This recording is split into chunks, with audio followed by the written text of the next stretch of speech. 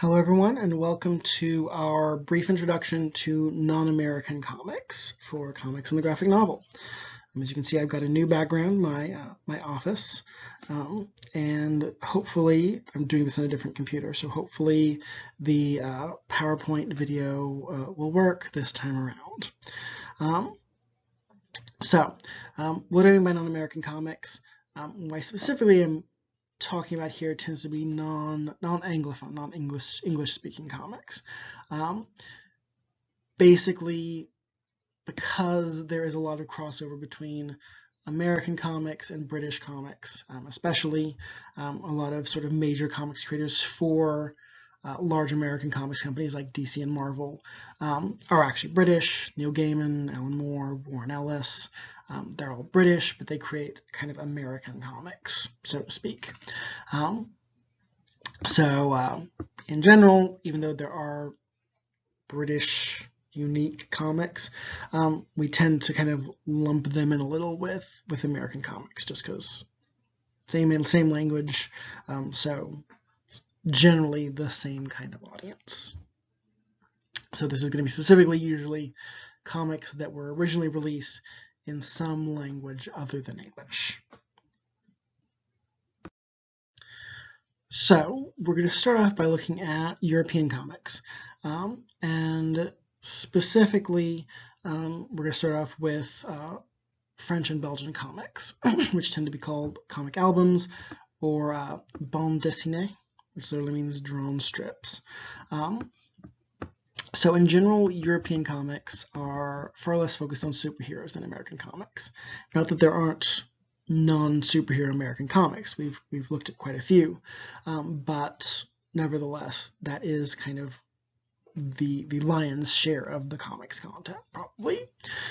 European comics, in general, far less focused on superheroes, a wider selections of genres, including genres that have kind of fallen out of favor in American comics, whether that's, Western comics, historical mystery type comics.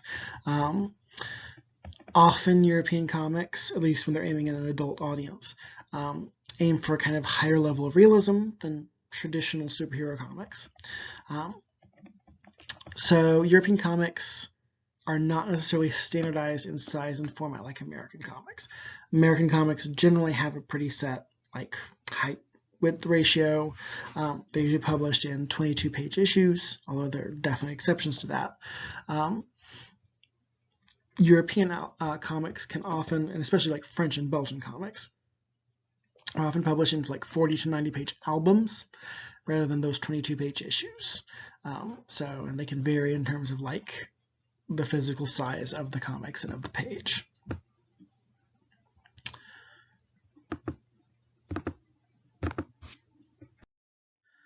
So here, for our first Franco-Belgian comic, we have Tintin, or Tintin in French. So this particular volume presented here is the first Tintin story, Tintin au Pays des Soviets, or Tintin in the Land of the Soviets. Apologies for my terrible French accent. From 1929. Tintin, long-running comic, multiple decades, beloved throughout much of the world, created by Georges Prosper Remy, better known by his pen name of Hergé, and as comics go, it's one of the more successful ones in the world. Not necessarily as popular in the US as it has been elsewhere, but wildly popular throughout much of Europe and beyond.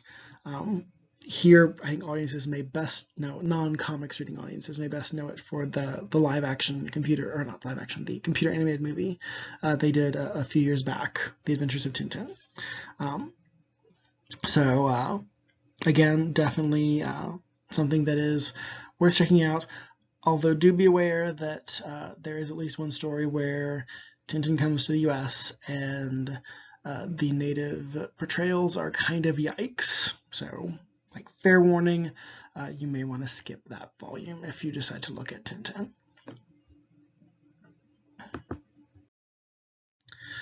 So here we have something that will probably look familiar to a lot of you, the Smurfs. They did in fact start as a Franco-Belgian comic. Specifically, the first Smurf comic, and the Smurfs are in fact in non-English language, in the original language, called Schtroumpfs. So here we have the first Smurf comic, La Flûte à six Schtroumpfs, which is literally translates to the flute of six Smurfs. As you can kind of see, they translated this in the US as the Smurfs and the Magic Flute. It is, but created by, again, a French Francophone creator, Pierre Culliford, also known as Peyo. A lot of these artists are better known by their pen names. And as you probably are aware from, the existence of everything Smurfs for most of our entire lifetimes, for most of us, it has in fact been wildly popular.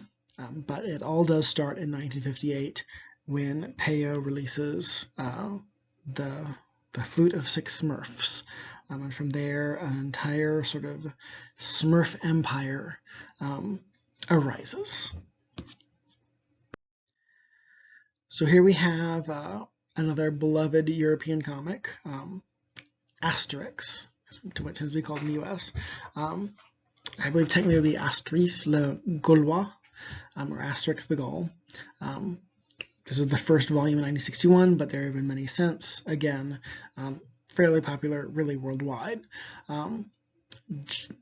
Asterix and his best friend Obelix are basically Gauls. This is set in a sort of what used to be called the Dark Ages, but basically that period between the collapse of the Roman Empire, especially in like Britain and areas like that, Britain and France and such, and then the rise of stuff like the Holy Roman Empire. This is a period where you have a lot of like tribes. Technically, I think it's actually set during the Roman Empire because we do see Romans coming to Gaul in the comics. It's very sort of irreverent, very kind of intentionally anachronistic. Does a lot with wordplay, but again, definitely one of those kind of comics that is beloved throughout much of the world, but has just not really been was never really a huge hit in America for some reason. So here we have Blueberry, which as you can see from the dates is a very, very long-running comic. One of the interesting things with a lot of these European comics is because they do tend to be much more sort of creator-based, they tend to have a much slower release schedule. And so as a result, you'll have, comics being, like individual comic volumes being released over, 3 or 4 decades. In this particular case, Blueberry is a Western comic created by Jean-Michel Charlier and Jean Giraud, who is better known as the legendary comics artist Moebius, who is one of the best known names in European comics as far as artists go for his distinctive, very detailed art style.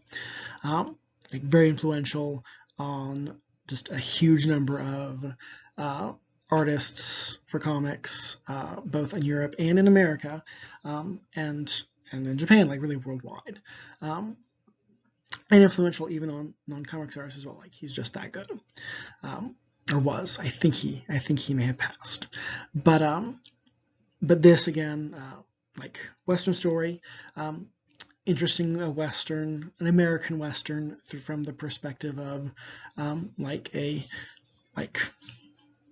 French-speaking writer in the second half of the 20th century. From what I've heard, it has some kind of interesting takes, and again, you'll probably want to take any native representation with I would say a grain of salt, but maybe a boulder might be better. Again, this is kind of being used just as a sort of representative piece for Moebius's long career. This is one of his better known works.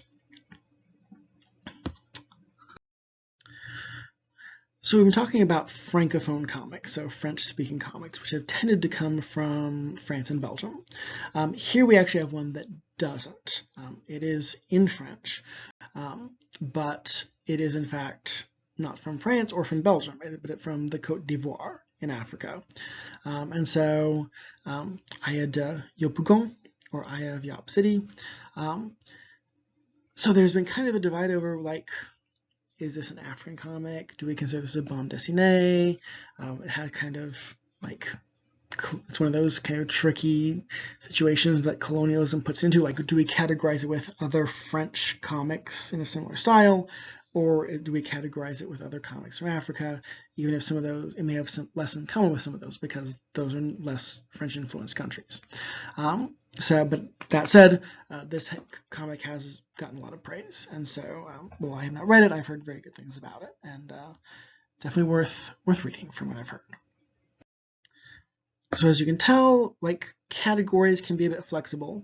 Like, even though I technically have labeled this, European comics, we've already had one that was very much not from Europe, even though it was from a European colonized country. And by the same token, even within Europe, there's quite a bit of diversity. We've seen the bande dessinée, the French comic albums, but we also have a very different strand of comics coming out of Scandinavia. So Sweden, Finland, and Norway, although I think you also get some similar material coming out of some of the other Scandinavian countries like Denmark and such. So here we have, again, one of these like beloved worldwide comics franchises that just never really hit in the US, the Moomins. The Moomin comics actually come out of a series of books starring the Moomins, which are these kind of creatures you can see on the cover, kind of with the weird snouts, and they're kind of like they're clearly some kind of mammal, but like, I'm not sure what kind of animal they're supposed to be. So these come out of novels, also featuring the Moomins, also by Tove Jansson. And then the first Moomin comic strip comes out, as you can see from the dates, 1947 to 1948. It's successful, and eventually there becomes a long-running strip that starts in 1954 and goes to 1975. First, it's by the original author Tove Jansson, and from 1958 on, it's by her brother Lars. The Moomin franchise is still continuing to this day under the direction of Lars' daughter Sophia, including some new Moomin comics that I have not listed here, but definitely, again, like, hugely popular, like, media franchise. Like, there is a Moomin theme park out there, and yet the Moomins just never really took off in the US for some reason. Not sure why. So here we have Pondus by, I'm going to attempt the pronunciation, Frode Overly. Sorry about the terrible pronunciation. I don't know Norwegian. So Pondus is almost certainly one of the most, it's one of the most successful Scandinavian comics, period, and Overly is one of the most successful Scandinavian comics artists. It is Norwegian originally, although it has been translated across Scandinavia and into other languages as well, including English. There's a little more like comedic, kind of like newspaper comics, as opposed to the sort of family friendliness of Moomin. The sort of kind of there isn't comedy in Moomin, but it's more kind of Disney style, heartwarming. Although it can also get surprisingly dark, but also much like Disney.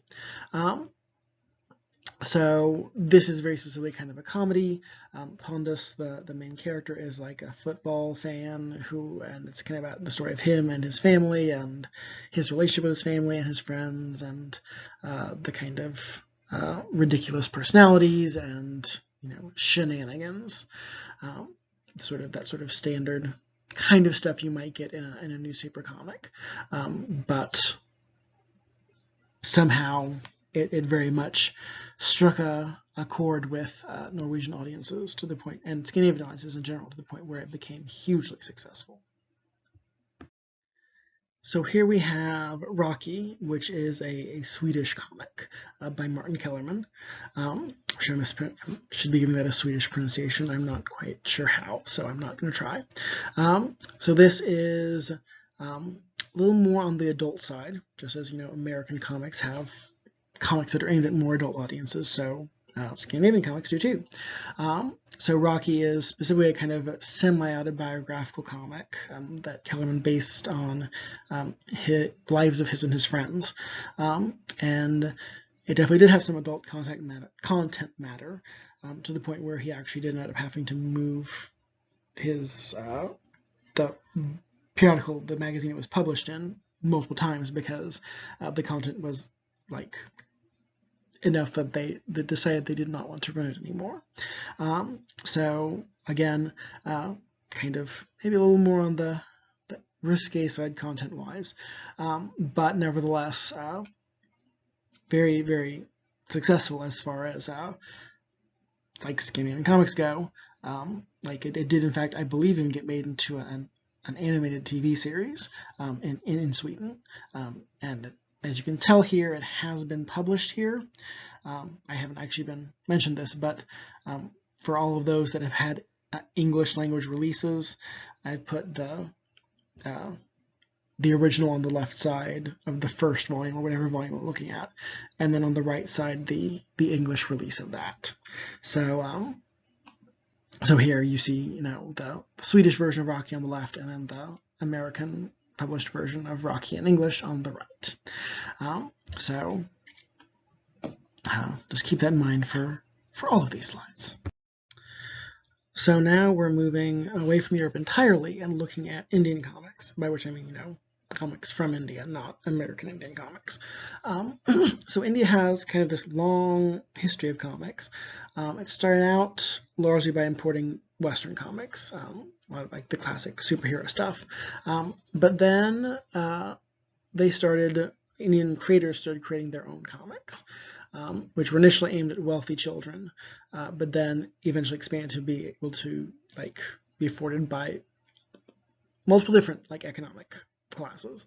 Then eventually they started seeing some Indian created superheroes. Marvel even created an Indian version of Peter Parker, an Indian Spider-Man, that ran for quite a while, I seem to remember. The Indian comics industry is currently a little down compared to the highs it hit in the 80s and 90s, but it's still decently successful, especially in India. And webcomics are huge in India, from what I understand. So probably the most well-known Indian comics are Amar Chitrakatha, or Immortal Captivating Picture Stories, which started in 1967 and are still ongoing, by a bunch of different authors, but Anant Pai, I think, is the original one who created the series. So it generally focuses on Indian history and religion. The series was specifically started by Pai as a response to the fact that a lot of Indian folks raised in India knew Greek and Roman mythology, but not Indian mythology. And so, I think he said that what inspired him was when there was a quiz show, and the contestants all did fine with the Greek and Roman mythology questions, but they didn't know, who was Rama's mother in the Ramayana. So this was kind of originally created as this vehicle to kind of convey Indian history and religion to readers, and specifically young readers. These were hugely popular pretty quickly throughout India. That said, and they are still fairly popular. That said, they've not been without criticism. Specifically, they have been criticized for nationalism, and they have the creators have come out against this by saying, or the company that creates it has come against this, saying they've also respectfully represented Muslim characters or Muslim people in Indian history and such. It also gets criticized for kind of reinforcing the caste system and racism, and definitely that I think they have acknowledged and they've been trying to get better about in terms of, you know, representing people of more diverse skin tones and castes, because yes, like it definitely did come in for quite a bit of criticism from that. That said, these comics are like hugely popular, and both among Indians from India and also among like Indian Americans and like other Indian immigrant kind of families. So again, kind of a controversial series, but also one that is wildly popular. Okay, so here we hit Japanese comics, manga, and I put the kanji characters for it up there on the screen.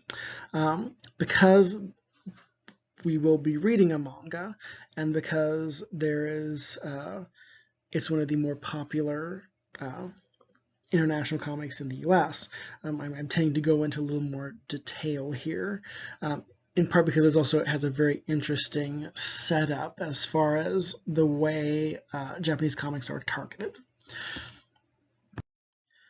So the way that Japanese comics, manga, tend to be targeted is based on age groups and based on gender.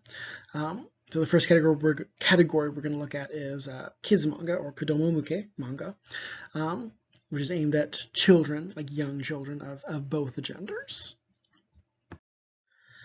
So as kids manga go, if you have one representative manga to use, Doraemon would probably be one of the best. Hugely long-running series, hugely successful throughout Asia and beyond. Like Doraemon is one of those like hugely identifiable characters, but again, never really hit it huge in the US for some reason. But it's nevertheless like the story of Doraemon the robot cat and his little boy companion, like hugely successful to the point where like if you go like there's just huge amounts of like merch and like it's not maybe not like Dragon Ball big for those of you who already know a bit about Dragon Ball, but it is one of the best known Japanese manga out there, which is saying something.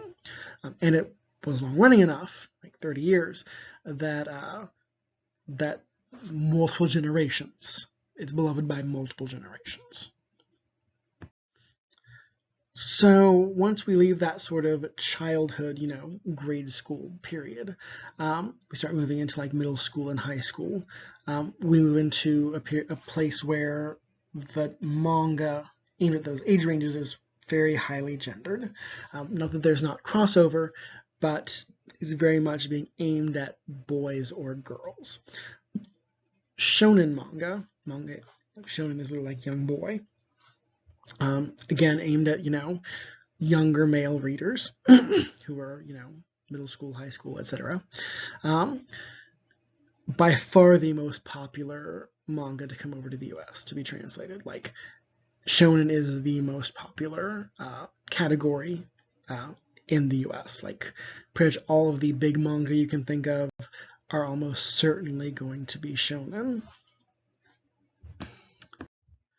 Here we have one of the first shonen kind of stories to make it over to the US. We have Tetsuwan Atomu, or The Mighty Atom, 1952 to 1968, created by Osamu Tezuka, who is a legendary manga artist, creator, and animator. He's often kind of referred to as the Walt Disney of Japan, but he created this character in comics and in animation, and the animation at least did come over to the US back when like anime did not usually come over, and it came over as Astro Boy, which very few of us were probably alive for its original run in the US, but it definitely, this is one of those characters like Doraemon that is wildly popular throughout Asia often, and it never quite hit it as big here, but there's definitely a certain generation who will probably remember Astro Boy. So here we have Dragon Ball by Akira Toriyama. This is our manga that we'll be reading for this semester, which ran from 1984 to 1995, and then was then followed by a sequel series, Dragon Ball Z, and so on. Like, it becomes this huge kind of media franchise. Last I heard, this was the most popular like manga throughout Asia in terms of like recognition.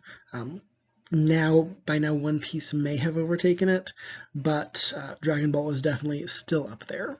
Like, everyone in much of the world knows Dragon Ball, and even a lot of Americans know Dragon Ball thanks to Dragon Ball Z being one of those animated series that got brought over when anime was first coming to the U.S. in the 90s, like in a substantial way. And so I know I grew up like watching Dragon Ball Z on TV.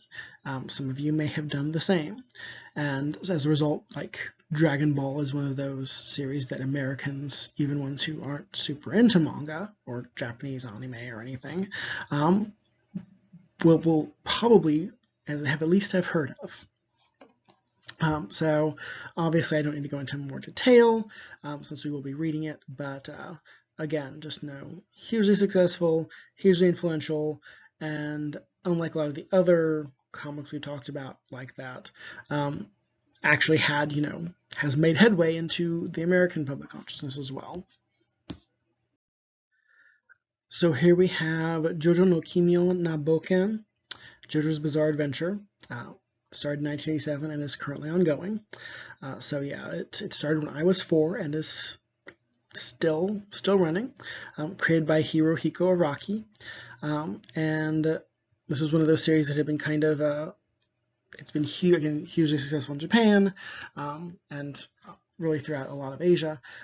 Really had not made a ton of headway in the U.S. in spite of a short series being translated in the 90s, but I would say in the last 5 years, 10 years, there was a new TV series that really both revived interest in it in like Japan in a way that had not been for years, and also really introduced it to a lot of American audiences, which is one of those reasons why like, it's almost become a meme to have someone on like a YouTube video say, "Is this a JoJo reference?" Because it was a very influential manga, and there are a lot of JoJo references throughout kind of manga and anime, and even outside of Japan entirely. So again, long-running series about a family called the Joestars, and and later they have different names. Each kind of, it's split up into different arcs that take place at different times, following different members of this family, most of whom have a first name and a last name that have the syllable Jo in them. So most of them can go by JoJo. Like the first one is Jonathan Joestar, then you have Joseph Joestar, and then Jotaro Kujo, etc. So again, this is a series I personally love. So if any of you are JoJo fans, I will be happy to talk to you about it. But definitely another one that is wildly successful, and is actually has gained some success in the US, even if it's nowhere near like as well known as some of those that hit mainstream. But among like anime fans in the US, like, people are at least starting to know what JoJo's Bizarre Adventure is, which was not the case 10 or 15 years ago. So before I mentioned, when I was talking about Dragon Ball, that there was a manga that might have overtaken it in popularity. I think it actually has, now that I think about it, which is One Piece. As far as I know, it is the most popular comic in the world. It was published originally, or is published originally, in Shonen Jump, which is the big shonen manga anthology that new chapters get released in. So most of the big shonen manga, the most popular ones that hit it big, are in Shonen Jump. So your JoJo, your Dragon, although now JoJo was not, but it started out there. Your Dragon Balls, your Bleaches, your Narutos, all of those are Shonen Jump manga, or have been at some point. And so One Piece is currently the most popular of the Shonen Jump manga. It is about a boy named Monkey D. Luffy who eats gum gum fruit that gives him the ability, that is actually devil fruit, that gives him the ability to kind of comedically kind of stretch his limbs and body like rubber, and uses this ability to become a pirate. And the entire series is about, his crew and their adventures and all of the shenanigans that ensue. But it is very long running, as you can tell. It started in 1997, so it's long. Whereas JoJo has been around longer, it has frequently gone. It has gone on hiatus at times, and it has also, at a certain point, reduced to monthly rather than weekly. As far as I'm aware, One Piece has pretty much been going weekly since 1997, and so it is also possibly maybe the longest comic ever. It is super long. It's not the longest running comic ever. I think that is Sazae-san, which started in like the 40s and is technically still ongoing, but it's not continuous. One Piece, I think, is, so it might be the longest continuously running comic ever. So definitely record-setting manga, hugely beloved again, and as one of those that is fairly well known even among American manga fans. Here we have Hagane no Renkin Jutsushi, or Full Metal Alchemist in English, which ran 2001 to 2010 by Hiromu Arakawa. And this is, again, one of those shonen series that really kind of hit it big in the US. Not a Shonen Jump series, though. It was actually published in a different magazine. But again, fairly successful. Also interestingly written by a female author, which is not horrifically uncommon in shonen manga, but definitely not the norm, I think. And again, very critically praised, really well known among a certain manga and anime crowd, and for the most part, wildly successful as these things go, and a certain level of success even in America. So we've seen shonen manga, which is that manga aimed at boys.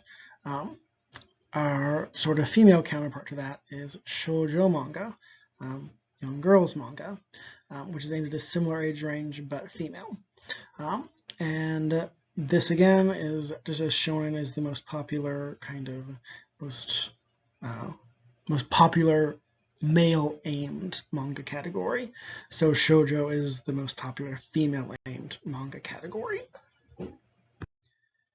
So here we have one of the most legendary shoujo manga ever, which is Berusayu no Bara, or The Rose of Versailles.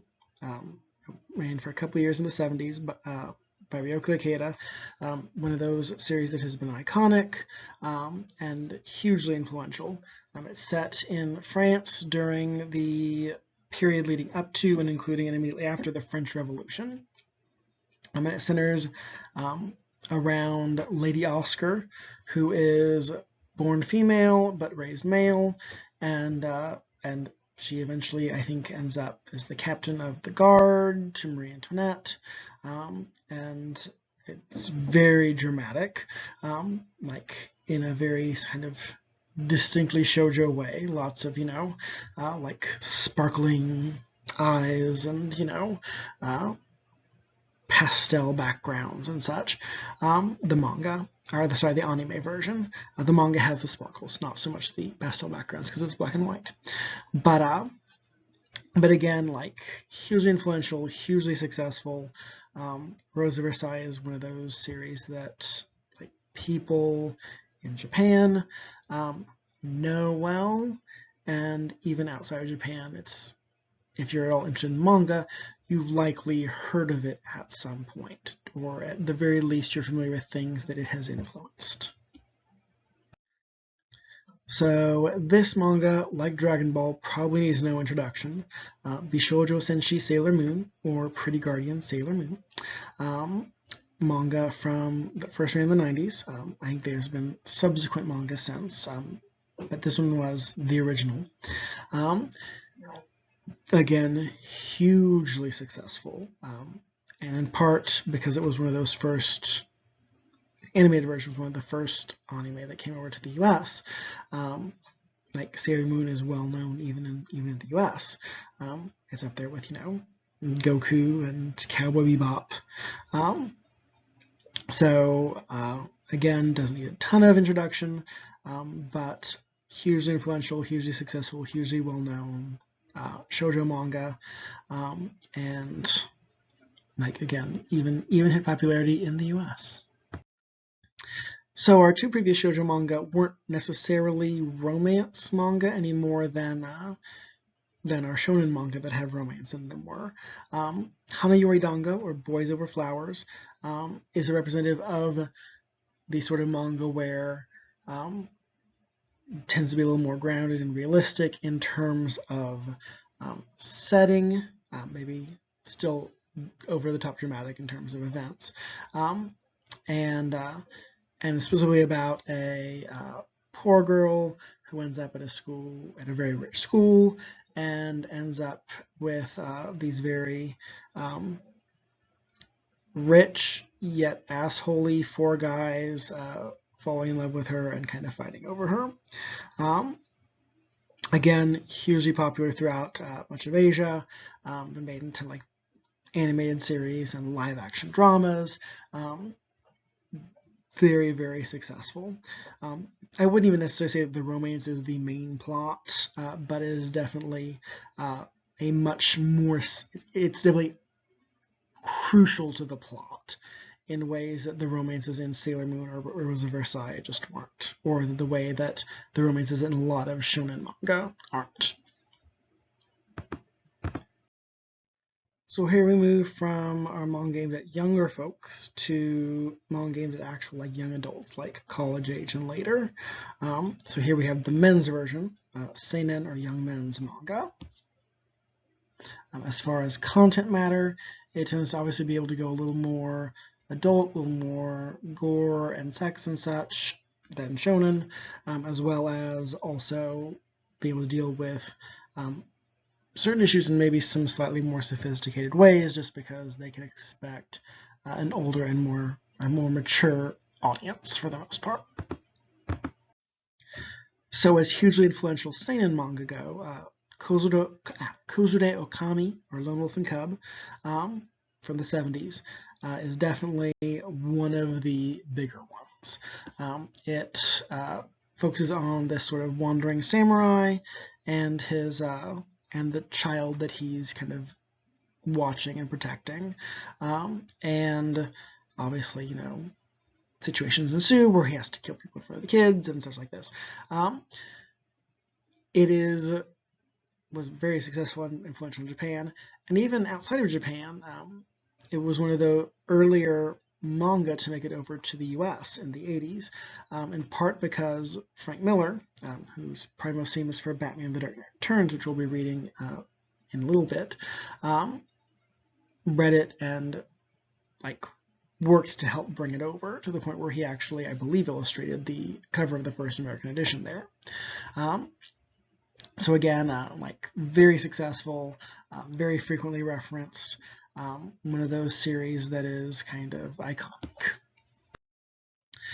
Another hugely iconic series is Kentaro Miura's Berserk, which is kind of a dark fantasy series centering on a swordsman named Guts and his friends and enemies, some of whom go from one to the other. Long-running, hugely long-running series. Sadly ended last year when Miura died from, I think, like a sudden heart defect. Like out of nowhere. So they were probably able to publish the last chapter he'd worked on, publish it posthumously, but there is no more Berserk coming, unfortunately. But again, hugely influential. Like pretty much any kind of dark fantasy series owes at least something to it. And even things that aren't dark fantasy, like if any of you are Final Fantasy fans, in Final Fantasy VII, Cloud's big-ass sword, 100% patterned after Guts's also big-ass sword. So definitely you see Berserk references, like a lot of these really more influential manga, you will just see the references to them in like just the weirdest places that you would not expect once you're familiar with them. So again, hugely popular, hugely influential, and very long running, but unfortunately has now ended. So here we have One Punch Man, which is an ongoing series, I believe. It actually interestingly started out as a webcomic, and then the creator did eventually work with an actual manga company to release it, kind of do a remake that was a digital manga, which has then, since become more mainstream type manga. But it did in fact start as like a webcomic. So One Punch Man, again, kind of humorous, also hugely successful, and I don't think there's a ton more to say about it other than, like a lot of these series, like I'm kind of having to hit highlights, so these do tend to be better known series, trying to put like an occasional like lesser known series in here and there, but yeah, I'm tending to have to go with the like well-known ones, and this is definitely one of those, but it's also still like quite good, so it's worth checking out in some versions. Like a lot of these they've had manga versions, and then the manga has been made into an anime, an animated show, and then there's been they become kind of media franchises, and this is one that has also there's an animated version of it, so like however you want to consume these stories is great, although obviously teaching a comics and graphic novel course, I kind of have to advocate for the manga, and as is often the case, I think a lot of times, more often than not, the manga is better than the anime, in the sense that the book is usually better than the movie. So just as we had our sort of shoujo female equivalent to the male shonen manga, we also have a female equivalent to seinen, the young men's manga, which is josei manga, or young women's manga. And this is, again, aimed at a female audience, specifically that sort of college age and later like young adult. As far as content, like seinen manga, it can cover much more kind of adult subject matter, so there's more in the way of like sex, but also potentially gore, and also just some often more sophisticated dealing with trickier issues in more sophisticated ways, just because readers can expect a more mature audience. So here we have Nana by Ayazawa, which centers around two young women named Nana and the kind of differences in their lives. Ayazawa, very well known josei author. She's written quite a few other things like Paradise Kiss, you may have heard of, which is kind of set in a kind of modeling world-ish. Again, pretty successful, gets made into an animated series, fairly well known, and worth checking out.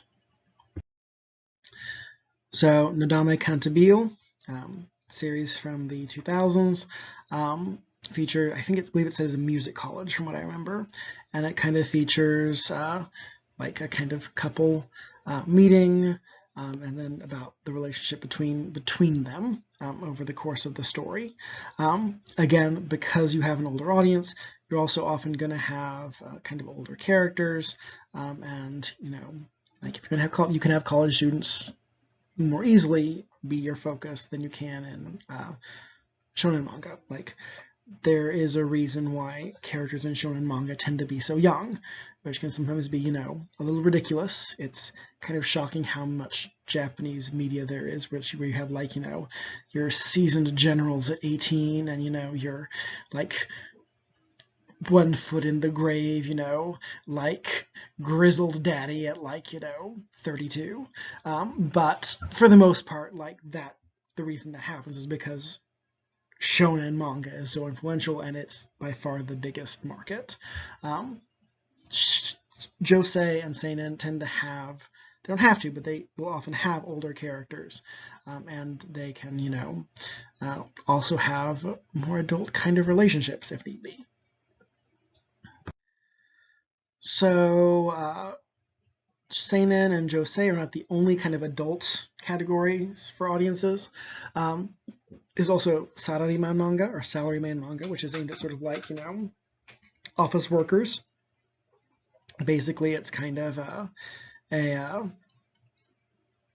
like slice of life sort of humor based on, kind of office work, being a salaryman. You have BL, Boys Love, which tends to be manga created by women for women, but centering on like gay male relationships. And often these will fall under like subcategories, like BL is often a subcategory of shoujo or josei. You have bara or gay comi. Bara is rose, and gay comi obviously means it's short for gay comics, which are comics also about gay men, but these tend to be by men for men.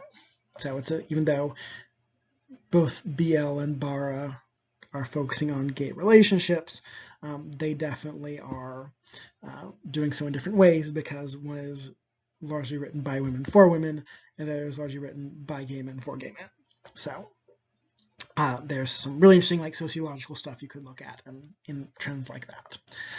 There's also erotica, erotic manga, which tends to be a subcategory of seinen or josei, depending on who it's aimed at. But this is like your porn manga. And then Ready-komi,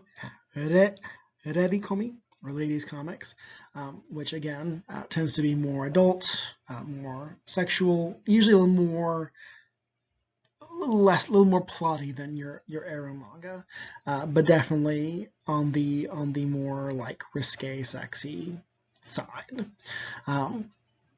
Again, these are all usually, most of them are going to fall under some category of josei or seinen, or if there's some that are aimed at older audiences than that even. Like salaryman manga tend to be aimed at people in their 30s or 40s who are maybe not the target audience for something like seinen. In addition to those kind of age and gender categories, there's also just content categories, like genres of manga, and like ways of publishing manga that are entirely different, that we maybe don't have a ton of in the US. So I put a few of those here. So there's doujinshi, which are fan comics, and these are usually comics, like unauthorized comics that feature like authorized comics here. So basically these are fan comics, as the name might suggest. That said, they don't have to be just by fans. Like, there are doujinshi for comics by the original creator of those comics. Like, but for example, you might have an author who creates an all ages series, and then they want to take it to a slightly more adult place, and so they do an adult doujinshi with those characters from the non-adult series. But certainly this can be, like adult porn stuff, but it certainly doesn't have to be. Like, it's basically just like fan comics or otherwise unauthorized comics that are, a take on some existing media property. And it's very different from fan comics here in that people in Japan can and do sell them, and that is huge business. Like, there are like huge conventions for doujinshi where like you just like go into like a like Bartle Hall size convention hall, which is just straight up people selling their fan comics. So kind of one of those things that we just don't have here, but it's kind of wild to think about. We have our content genres. So we talked about, kind of covered a little bit of that in the previous slide with stuff like BL, but we also have like harem manga, which is, or reverse harem manga, which is either about, a guy trying to choose between a bunch of different women, or a girl trying to choose between a bunch of different men. There's Mahou Shoujo, magical girl. This is your, Sailor Moons, your kind of like Cardcaptor Sakuras, your like anything with, a magical girl, often with like a transformation and like an animal sidekick and like things like that. Mecha, which is of course like giant robots. We associate with them with Japan for a reason. There is a shit ton of mecha manga out there, from like you got, your like Gigantor, like things that give rise eventually and are influential to stuff like, Power Rangers and Sentai series. You also have your, Neon Genesis Evangelions, your like there are just so many giant robot series, but it's a thing for a reason. Moe, which is a term that tends to be used to describe kind of a character who makes you feel affection for them, like often a kind of protective affection. It is definitely something that kind of hit a peak in like the 2000s, 2010s. It's kind of come back a little, but for a long time there were a lot of series out there where like, especially kind of combining with harem series, where it was like there were all like your harem members each had their own like thing that was meant to make you like think they were cute and adore them and want to protect them. And this also did tend to be used largely with female characters. That said, now it has tended to also be kind of expanded to just refer to a certain kind of appeal. Like you'll sometimes hear people talk about like gap moe, which is the appeal between someone's exterior appearance and who they actually are. Like, a tough, scary gang member who, blushes when he's complimented. Like that's kind of a gap moe idea. Slice of life is kind of manga that focuses on kind of like everyday life. So not so much, dramatic plot conflict.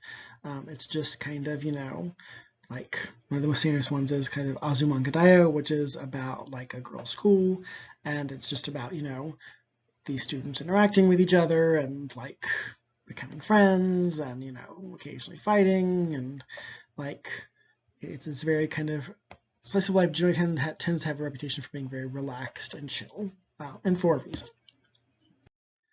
Okay, so now we move to manhwa, which is, as you can tell from the characters, they are in fact the same characters essentially as Japanese manga, because Japanese kanji are taken from Chinese characters. So essentially it's the same word, just it's pronounced a little differently in Chinese than it is in Japanese, and it's manhwa.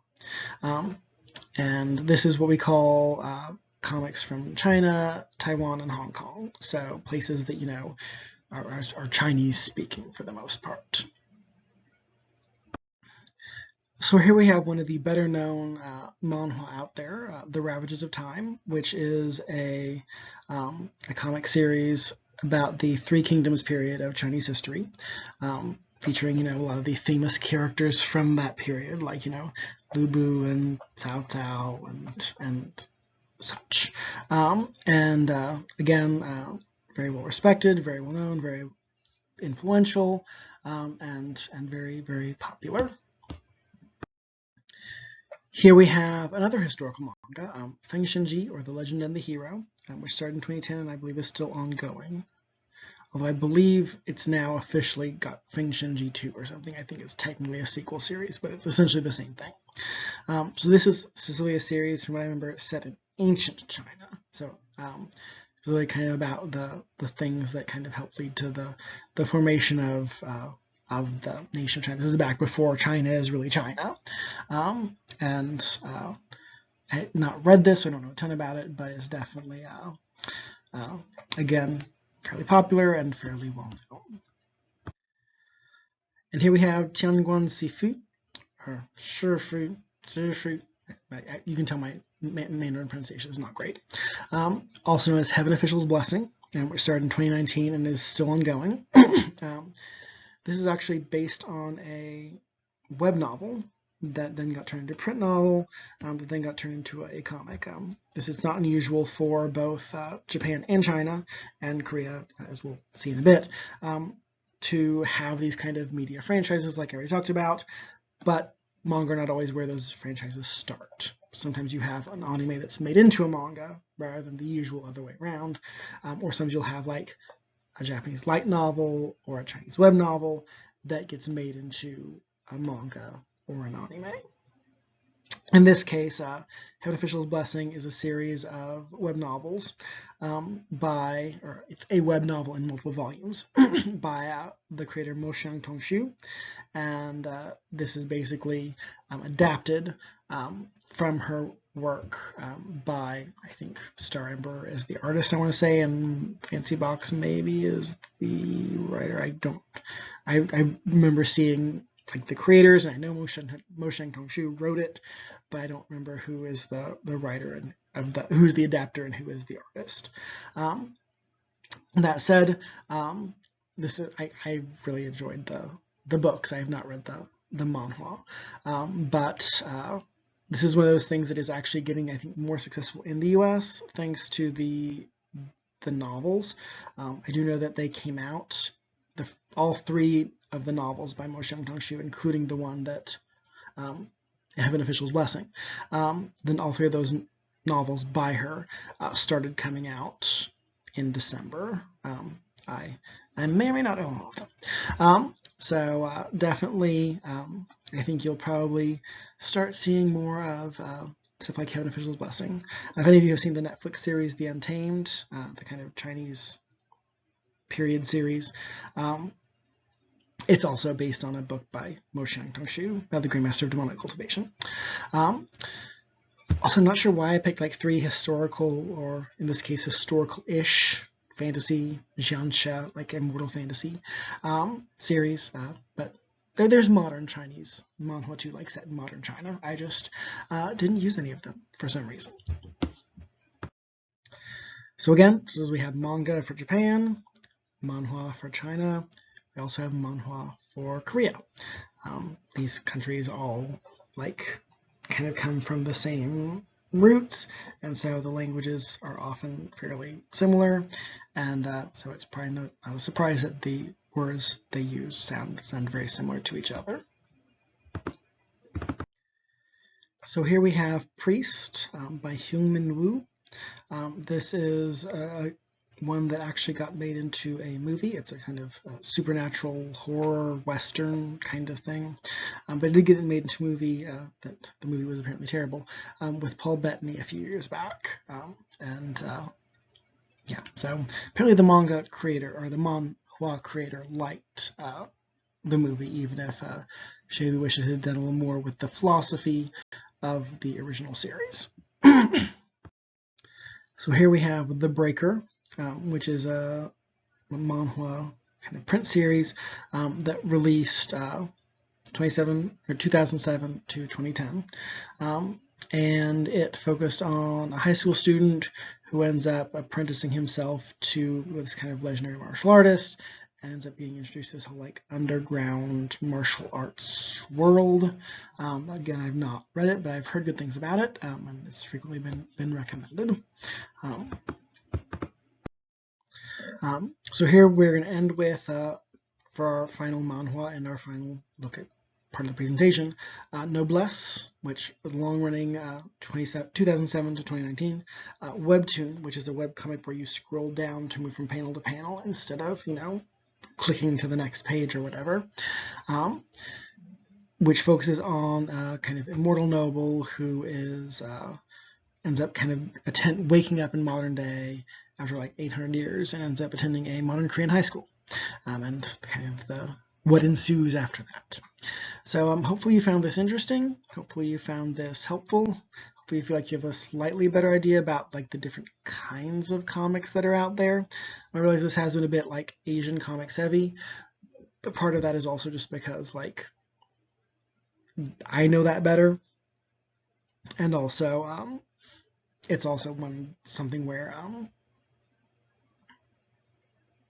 like because we're reading a Japanese comic, it makes sense to talk a little more about manga.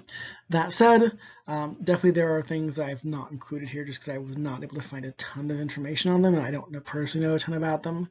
So I definitely did not do nearly as much with maybe African comics as I could have.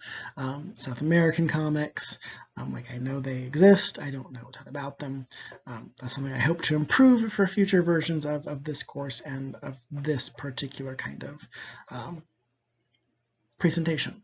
But hopefully at least you feel like you've learned something, and or maybe just even found some things that you might want to read yourself. Like there's definitely a few of these things that I can personally highly recommend, though there's also a lot that I have not read. So that is it for this video. Thankfully it does appear, from what I can tell, that the video worked, which means like I can actually do these narrated video PowerPoints. I just have to use a different computer apparently. I'll probably be doing them at the office instead of at home. So again, hopefully you've enjoyed this, and I will see you in a future video.